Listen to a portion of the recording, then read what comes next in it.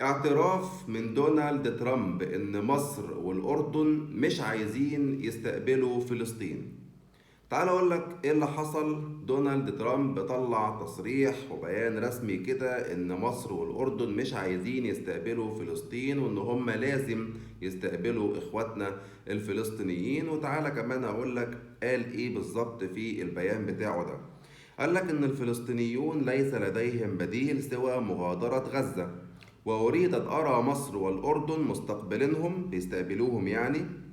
وأظن أن سكان القطاع سيؤيدون بشدة مغادرته للعيش في أي مكان آخر إذا أتيحت لهم الفرصة.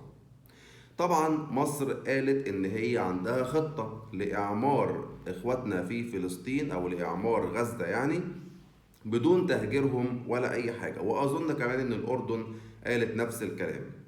فأنت مالك؟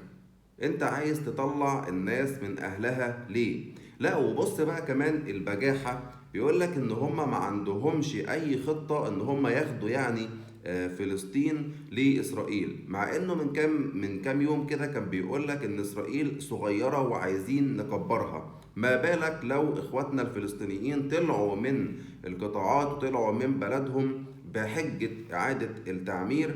طبعا اسرائيل هتركب على الموضوع وش.